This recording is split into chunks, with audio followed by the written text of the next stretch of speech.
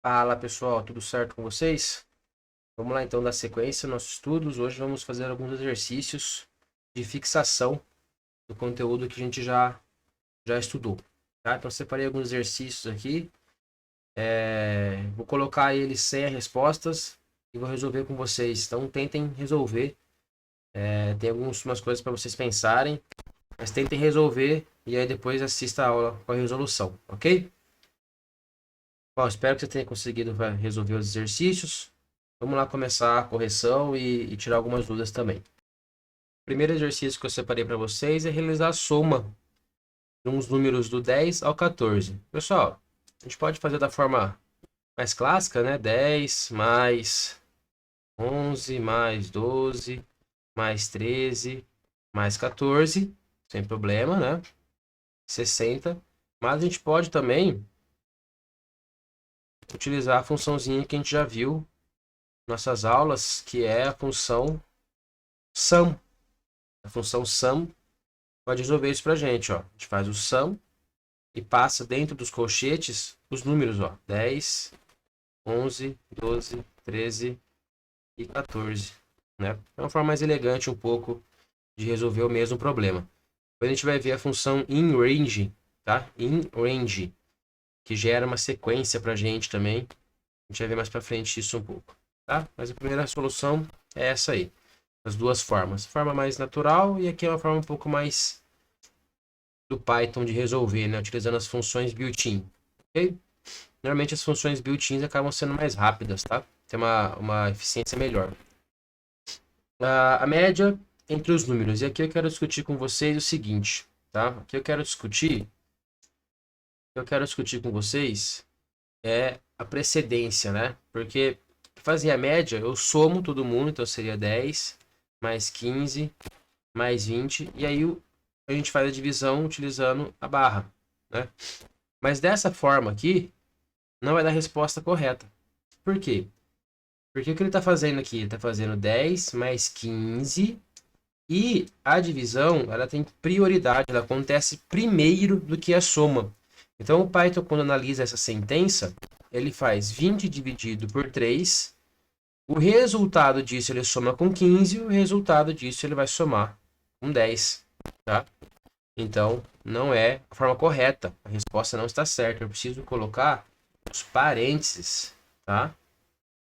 Preciso colocar os parênteses para poder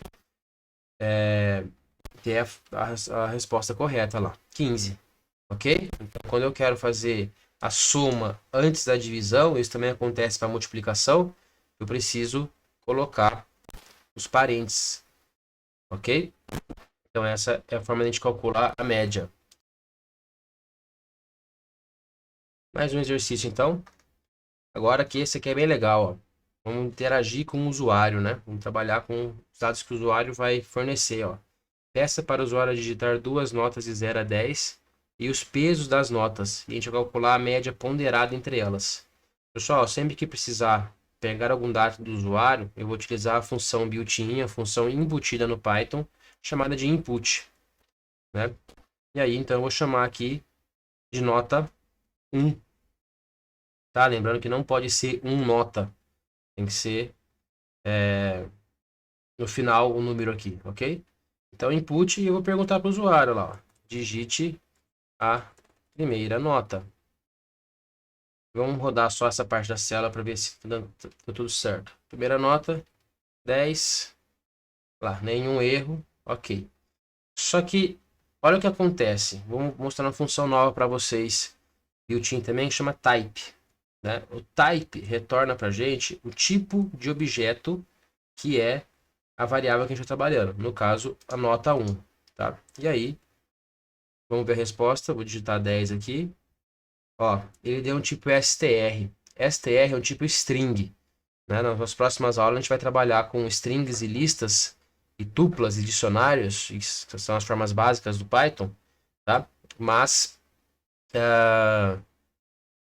já fica aqui a observação. Eu não consigo fazer operações aritméticas com string, porque string é como se fosse uma palavra. Então esse 10 aqui não é um numeral 10. Isso aqui é uma letra, né? Como se fosse uma letra e um símbolo que representa o número 10, mas não é o número 10, eu não consigo somar. Até que se eu tentar fazer aqui, por exemplo, nota 1 mais 2, por exemplo, olha só o erro que vai dar. Onde está a nota? Olha lá. Ele fala, ó, eu só posso concatenar strings, não consigo concatenar uma int com um string. O 2 é um inteiro e a nota 1 é uma string, então eu não consigo, tá? A gente vai ver que é concatenar nas próximas aulas, mas entendam, o tipo de variável que o meu input retorna não é um inteiro, é uma string, tá? E eu tenho duas formas de resolver este problema, tá? Eu posso utilizar, forçar ele a sendo tipo int, então eu coloco todo o retorno dentro, olha só. Então, o meu input vai retornar uma string e eu falo, não, eu quero que seja uma int. E aí eu consigo trabalhar com o tipo inteiro, tá? Então, o type vai retornar o tipo de variável, o tipo de dado, né? Tipo de estrutura de dado que o meu dado é, ok? Então, eu coloquei o int. Outra forma que a gente pode colocar, é até uma forma mais correta também, é trabalhar com uma outra função built-in. Vou deixar comentado essa primeira linha com hashtag aqui, tá? É utilizar a função que chama eval, tá? Então, ó, eval. Eu posso até fazer de forma mais simples, ó. Um pouquinho mais passo a passo, ó. Digite a primeira nota. E aí eu vou retornar aqui uma string. E aí eu vou retornar o nota 1, eval nota 1, tá? Nota 10. Olha lá. Então, eu retornei. Era uma string e eu trabalhei com a função eval. Tá? A eval, ela trabalha sempre o que passa dentro dela, ela vai tratar como se fosse um inteiro. Embora esse string, essa nota 1 seja uma string, porque é o retorno do input, né? Ele vai trabalhar como se fosse um tipo inteiro. E aí eu consigo fazer as minhas contas, né? Então eu posso fazer aqui, ó, vamos dar copiar aqui, ó, copiar, posso de novo. Nota 2 é igual a input, digite a segunda nota, e aí eu faço nota 2 igual a eval, nota 2. Estou convertendo para o tipo inteiro que eu preciso fazer a conta depois, né? Peso 1, peso 1, input, digite o peso da primeira nota. Mesma coisa, ele vai retornar uma string e eu preciso trabalhar com um inteiro. Então, o peso 1 vai ser o eval, opa, que é igual, eval, peso 1. Botou o peso 1 aqui. Opa, peso 1. Tá? Então, converti e fazer a mesma coisa aqui agora para o peso 2. Então, peso 2. Cuidado com Ctrl C, Ctrl V, não esquecer de mudar os nomes, os textos, né? A gente copia e esquece de mudar o nome, né? Então, digite o peso da segunda nota e aqui o peso 2. Peso 2. Ok? Então, acabou o exercício? Não, eu preciso fazer a média ainda. Preciso calcular a média. Tá? Eu gosto sempre de ir testando. A célula permite que a gente faça isso, né? Então, eu vou rodar essa célula. Então, digite a primeira nota, 10. Segunda nota, 10. Peso da primeira nota, 5. A segunda nota, 5. Esse aluno tem que fechar com 10. Não apareceu média nenhuma aqui, mas não deu erro. Então, esse bloco tá certo, tá? E o legal de trabalhar com células é isso. Eu consigo colocar mais uma célula aqui embaixo, né? E aí eu consigo testar separado. Então, eu posso fazer aqui, média é igual, o enunciado mostrou lá, foca nos parênteses, né? Então, nota 1 vezes peso 1 mais nota 2 vezes peso 2, tudo isso dividido, olha lá, por peso 1 mais peso 2, né? Peguei essa fórmula aqui, ó, que o próprio enunciado deu pra gente, né? E aí eu quero mostrar a nota final, então vou dar um print média. Pode até deixar mais bonitinho aqui, ó.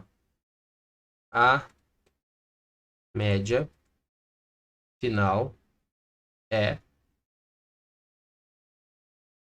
tá? Eu fecho a string aqui, coloco um símbolo de mais aqui.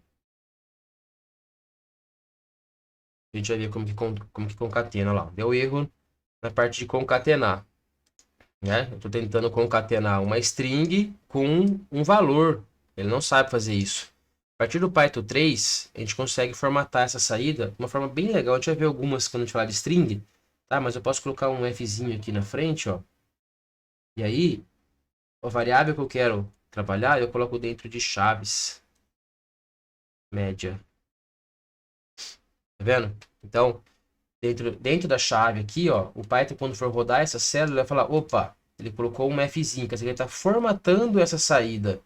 E o que está aqui dentro é a média. Ele não vai escrever média, ele vai pegar o valor da média e vai colocar aqui dentro. E aí, a média é 10. Ok? Tranquilo? Tá? Então, aqui a gente viu bastante conceito novo, né? Vimos o eval, né? Vimos o input também, o type, que é o que retorna, né, o tipo de variável. Vimos já um pouquinho que strings e inteiros não tem como fazer operação entre eles, tá? Então, esse exercício aqui é bem completo, ele é bem legal, bastante conceito que a gente trabalhou aqui nele, né? Vimos nomes de variáveis, tá bom? Vamos lá para mais um. Pessoal, vou quebrar essa aula, vou dar sequência da próxima para não ficar muito longo, tá? E a gente faz os últimos na próxima aula. Vejo vocês lá, valeu!